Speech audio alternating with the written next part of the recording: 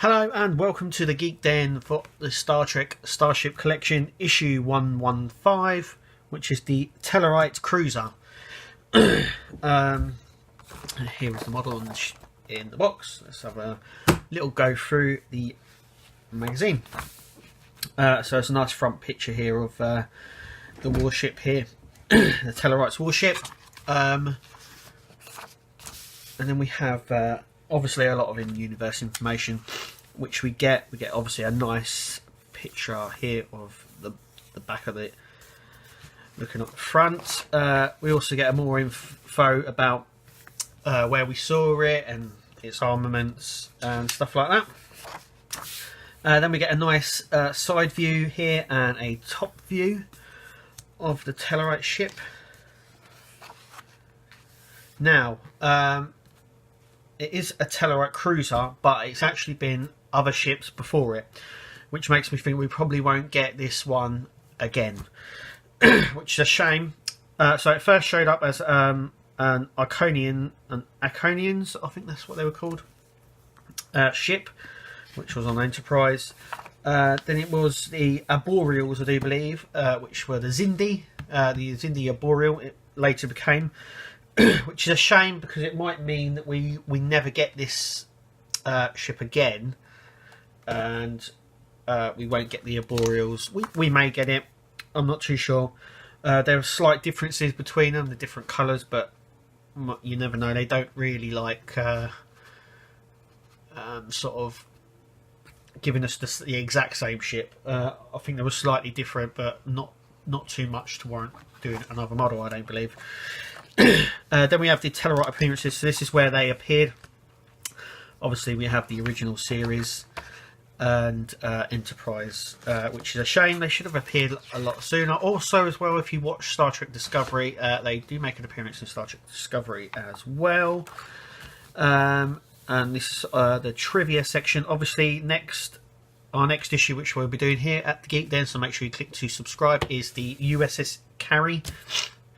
It's this sort of a strange ship from Deep Space Nine. It's actually quite cool. So anyway, then we have a nice top section of the model. So let's open it up and take a look.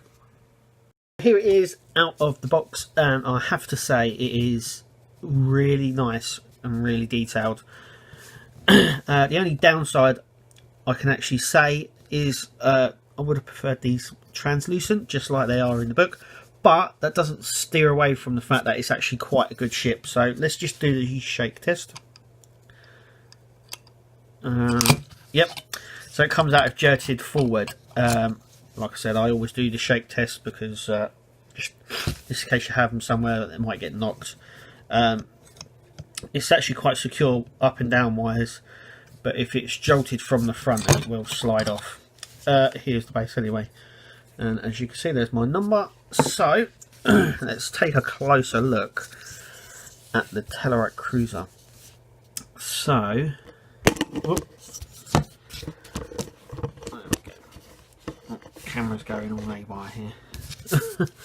Okay, so as you can see, if we zoom up here, some nice detailing here. We've got the windows here. They're not painted, they're not coloured, but you can definitely see, I believe they're windows anyway. Then we have the, I would imagine this is the deflector dish here. It's really nicely detailed underneath the ship here. The most detail is obviously at the back of it, the engines. As you can see, they are just so detailed all the way inside here and tucked away underneath, and that it's just really nicely detailed here. Obviously at the front, at the back here, we also have the red here and there. There's a lot of plastic on it, but this section here that runs through here, as you can see, is die cast. The rest is the plastic, but I think that's due to the moulding and the sculpting of it.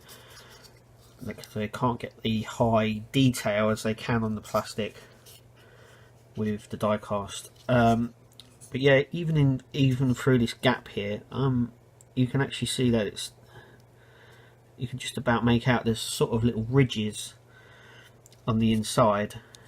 So they've even detailed on the inside here. It's got a nice sort of through section here, and it's just a really nice design, obviously from Star Trek Enterprise.